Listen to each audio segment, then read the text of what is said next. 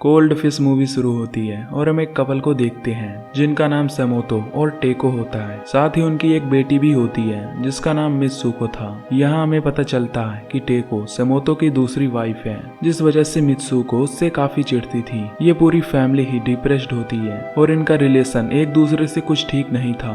समोतो की एक छोटी सी फिश शॉप होती है जहाँ पर वो मछलियाँ बेचा करता था। जब ये डिनर कर रहे होते हैं तो तभी मित्सुको को उसके बॉयफ्रेंड का कॉल आता है। वो उसे बताता है कि वो उसके शॉप के बाहर खड़ा है। ये सुनकर मित्सुको खाना छोड़कर अपने बॉयफ्रेंड के पास चली जाती है और इस पर उसके पेरेंट्स भी उसे कुछ नहीं कहते। तभी कुछ देर बाद मित्सुको अपने फादर को कॉल करती है और कहती है कि वो एक मुसीबत में पड़ गई है। ये सुनकर समोतो अपनी वाइफ को साथ लेकर उसके पास जाता है। यहाँ मित्सुको ने एक स्टोर से कुछ सामान चुराया था जिस वजह से वो पकड़ी गई थी। तभी स्टोर का ओनर उससे पुलिस को बुलाने की बात करता है। ये देखकर समोतो और टेको उससे अपनी बेटी के लिए माफी मांगते हैं, पर वो ऑनर उनकी एक नहीं सुनता। तभी वहाँ पर एक आदमी आता है जिसका नाम यूकियो मुराता होता है और वो काफी अमीर भी था। फिर वो उस ऑनर से उन्हें माफ कर देने के लिए कहता है, जिस पर वो ऑनर उन्हें माफ कर देता है। घर जाते वक्त समोतो और उसकी फैमिली यूकियो का शुक्रिया अदा करते हैं क्योंकि उसने उनकी हेल्प की थी। अब इन सब से यूकियो उनसे काफी खुश होता है। वो उनसे कहता है कि चलो मैं तुम्हें अपनी शॉप दिखाता हूँ, तुम सब मेरे पीछे आओ।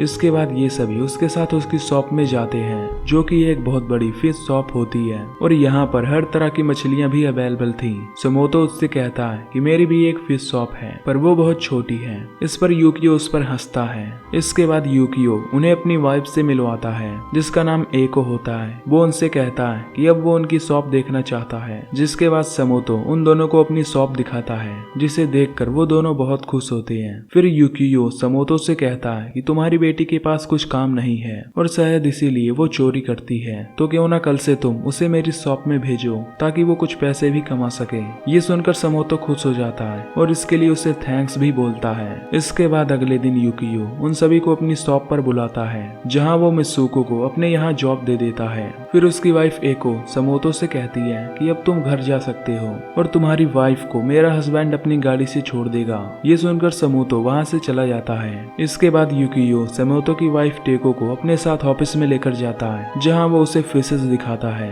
और तभी वो उसके नजदीक आकर उसे छूने लगता है। वो उससे कहता है कि मैं जानता हूँ कि तुम बहुत डिप्रेस्ड हो, तुम्हारी स्टेप डॉटर भी तुम्हें प्यार नहीं करती और समोतो तुम्हें खुश नहीं कर पाता। ये सुनकर टेको इमोशनल हो जाती है और रोने लगती है। तभी यूकियो उसे किस करता है और थप्पड़ मारता है जिससे टेको को काफी अच्छा लगता है। इसके बाद ये दोनों वहीं पर इंटीमेट होने लगते हैं। अब काम होने के बाद यूकियो टेको को अपनी गाड़ी से उसके घर छोड़ने जाता है जहाँ वो समोतो को एक मीटिंग के लिए इनवाइट करता है। समोतो सोचता है कि आखिर वो उसे क्यों बुला रहा है। इस पर टेको उससे कहती है कि वो तुम्हें अपना बिजनेस पार्टनर बनाना चाहता है, इसलिए वो तुम्हें बुला रहा है। इसके बाद समोतो जब उसकी शॉप पर जाता है तभी यूकियो वहाँ उसे एक लॉयर से मिलवाता है जिसका नाम तईको होता है। साथ ही वहाँ पर मिस्टर योशिदा नाम का एक आदमी आया होता है जो कि काफी अमीर था और वो यहाँ पर सबसे महंगी मछली खरीदने आया था। फिर यूकियो उससे कहता है कि समोतो मेरा बिजनेस पार्टनर है और उसकी खुद की भी एक शॉप है। इसके बाद यूकियो मिस्टर योशिदा को सबसे महंगी मछली दिखाता है और बताता है कि इस मछली की कॉस्ट 10 मिलियन येन है। योशिदा कहता है कि सबसे महंगी मछली तो 1 मिलियन येन की होती है, तो तुम मुझे बेवकूफ मत बनाओ। तभी यूकियो की वाइफ एको कुछ ड्रिंक्स लेकर आती है जिसे मिस्टर योशिदा पी लेता है। तभी कुछ देर बाद उसकी वहीं पर मौत हो जाती है। उसके मरने के बाद यूकियो उसके 10 मिलियन येन खुद ले लेता है। ये देखकर समोतो बहुत डर जाता है और उसे विश्वास नहीं हो रहा था कि उसने अभी ये क्या देखा। तभी यूकियो उसे मारता है और उसे ग्लव्स पहनने के लिए कहता है ताकि वो उसकी बॉडी उठवाने में उनकी मदद कर सके। फिर यूकियो समोतो और एको उसे गाड़ी में ले जाते हैं और यहाँ समोतो अभी भी काफी डरा हुआ होता है। यूकियो उससे कार ड्राइव करने को कहता है और उसे अपने घर पर ले जाता है जो कि जंगलों के बीचों बीच था। उस घर में मदर मैरी और जीसस क्राइस्ट की मूर्ति होती है। तभी वो वहाँ पर रखी उन कैंडल्स को जलाते हैं। इसके बाद वो योशिदा की बॉडी को बाथरूम में लेकर जाती है और तभी एको वहाँ पर चाकू लेकर आती है, जिसके बाद ये दोनों उसकी बॉडी को काटने लगते हैं। ये देखकर समोतो की हालत काफी खराब हो जाती है। वो डर के मारे वहाँ से भागना चाहता था पर यूकियो उसे धमकी देकर वहीं रोकता है। इसके बाद वो उसे योशिदा का लीवर दिखाता है और उससे कहता है कि अब तक वो ऐसे ही 60 लोगों को मार चुका है। अगली सुबह योशिदा की हड्डियों को लेकर आता है और उसे जला देता है। फिर वो उसकी राख को समोतो से उठवा उठवाता है, जिसके बाद वो उसे लेकर जंगलों की ओर जाता है। इसके बाद वो पहले उसके मांस को पानी में डालता है ताकि पिराना मछलियां उसे खा सकें। फिर वो उसकी राख को नीचे फेंक देता है ताकि पुलिस को उसका कोई भी सबूत न मिले। इसके बाद युकियो सेमोतो को धमकाता है और उससे कहता है कि अगर उसने किसी को इसके बारे में बताया तो वो उसकी वाइफ और बेटी को मार डालेगा। फिर रात में सेमोतो अपने घर जाता है और अपनी वाइफ से कहता है कि वो उससे बहुत प्यार करता है। उसकी वाइफ को उसका ऐसा बिहेवियर देखकर अजीब लगता है। वो उसे संभालती है। अगले दिन सेमोतो युकियो की शॉप पर जाता है। यहाँ पर सभी लोग उसे धमकाते हैं। तभी उन्हें योशिदा के भाई का कॉल आता है जो उनसे योशिदा के बारे में पूछता है। इस पर एको उससे कहती है कि हमें नहीं पता कि वो कहाँ पर है। वो उससे कहता है कि कल वो उनसे मिलने उनके शॉप पर आएगा। ये सुनकर ये सभी अब अलर्ट हो जाती हैं। इधर सेमोतो अपनी बेटी के पास जाता है और उससे कहता है कि तुम ये जॉब छोड़ दो, पर वो इससे काफी गुस्सा हो जाती है और गाली देकर उसे वहां से भगा देती है। इसके बाद युकियो, एको और वो लॉयर सेमोतो को झूठी गवाही देने की प्रैक्टिस करवाते हैं ताकि वो योशिदा के भाई के सामने झूठ बोल सके। इसके बाद उनका लॉयर सेमोतो को अपनी गाड़ी से उसके घर छोड़ने के लिए जाता है और एको वो भी उनके साथ जाती है। तभी लॉयर उससे कहता है मैं और एको एक दूसरे से प्यार करते हैं और हम युकियो को मारना चाहते हैं, तो क्या तुम इस काम में हमारा साथ दोगे?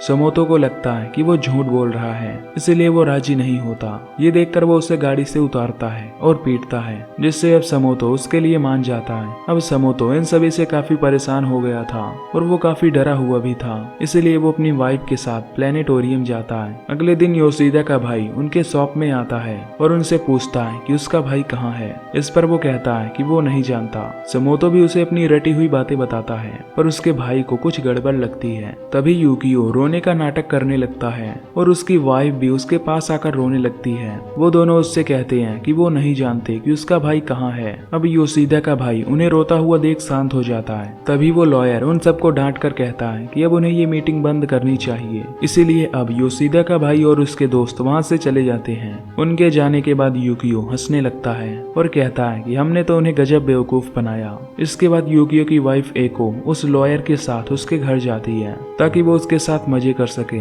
इधर सेमोतो जब अपने घर के लिए निकलता है तो तभी उसके पास दो पुलिस वाले आते हैं। वो उससे पूछते हैं कि योशिदा कहाँ है। इस पर वो कहता है कि मुझे नहीं पता। ये सुनकर वो पुलिस ऑफिसर उसे आगाह करता है कि युकियो के साथ पहले भी बहुत लोग काम कर चुके हैं, लेकिन अब वो सभी गायब हैं। ऑफिसर कहता है कि हम नहीं चाहते कि वो तुम्हें भी गायब कर दे, इसलिए तुम हमें सब सच बता दो। पर सेमोतो उन्हें कुछ नहीं बताता।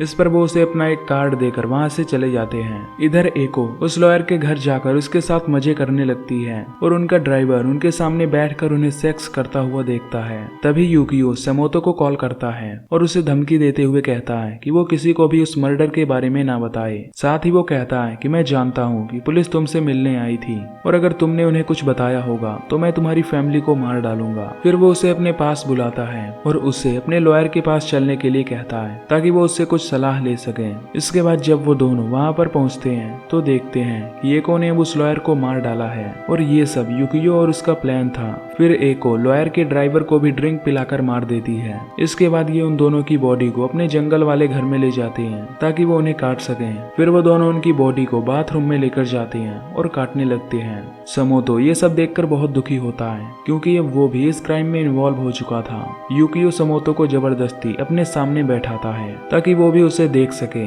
इसके बाद वो उनकी बॉडी को जलाकर राख बनाते हैं और उसे फेंकने के लिए ले जाते हैं। युकियो सेमोतो को उस फ्लैश को फेंकने के लिए कहता है तो सेमोतो ये करता है। इसके बाद युकियो सेमोतो को अपनी वाइफ के साथ सेक्स करने के लिए कहता है। ये सुनकर सेमोतो काफी हैरान होता है। यहाँ युकियो उसे काफी डिप्रेस्ड कर देता है। वो उससे कहता है कि तुम अपनी वाइफ को सेटिस्फाइड नहीं कर पाते, इसीलिए वो एक रात मेरे साथ सोई थी। ये सुनकर सेमोतो उसे पीटने लगता है, पर युकियो इस पर हंसता है। वो ऐसी बातें बोलकर उसका गुस्सा बाहर निकालता है और फिर उसे अपनी वाइफ के साथ सेक्स करने के लिए कहता है। हालांकि सेमोतो ये सब करने से मना कर देता है, पर एको जबरदस्ती उससे अपने साथ करवाती है। इसी दौरान सेमोतो के हाथ में एक पेन लगता है जिसे वो एको की गले में चुभा देता है, जिससे वो जख्मी हो जाती है। फिर वो उसी पेन से युकियो को स्टैब करके उसे मार डालता है, जिससे अब समोतो का डर खत्म हो गया था और वो अब फ्री हो गया था। इसके बाद वो यूकियो और एको को लेकर अपने घर जाता है। वो एको से कहता है कि अब से मैं ही यूकियो हूँ और अब से तुम मेरी वाइफ हो,